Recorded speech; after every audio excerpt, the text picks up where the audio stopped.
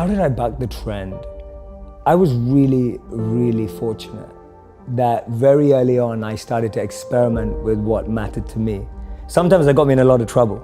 What people don't know about me is that I was suspended from school 3 times for trying out all sorts of things, like things that people would never imagine of someone who goes on to be a monk. I was experimenting with all the drugs in the world. I had multiple relationships. I was really trying to search for some sort of meaning, fulfillment, and as long as I've known, I've been chasing thrill.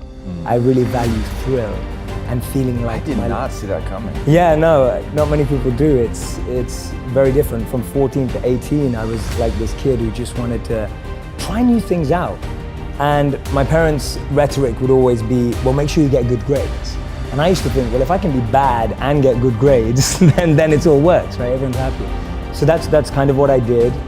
And at 18, I was really fortunate when I met a monk. And this monk was invited to speak. And I kind of just went because one of my friends forced me to. At that time, I was listening to CEOs and entrepreneurs and business people and marketers who I thought that's what I was aspiring to be like. And then I hear this monk. And he captivated me like no one had ever captivated me before.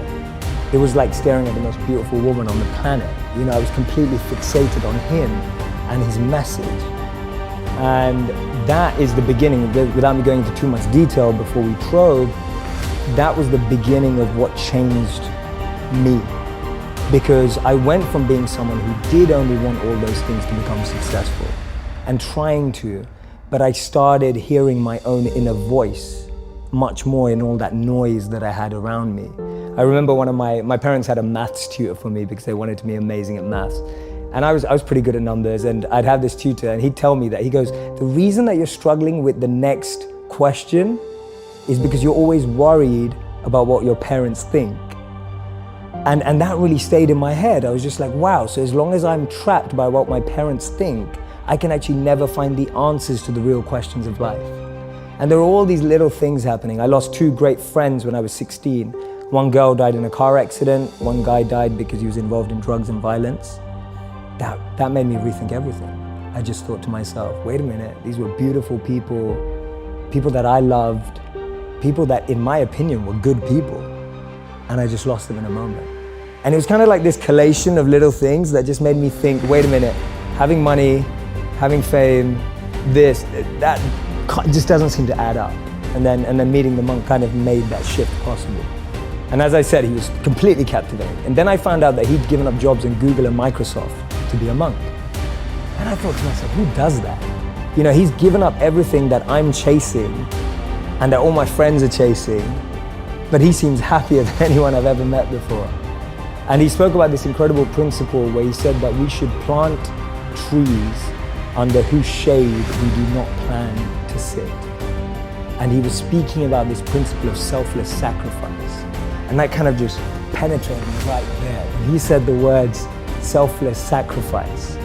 For the first time in my life, I felt a thrill about something that I'd never felt before. I thought, wow, giving up everything you have for the service of others sounds like the best thing you can possibly do. And I don't know why I had that thought, because I wasn't a spiritual kid growing up. I wasn't a religious kid growing up. I wasn't even a good kid growing up.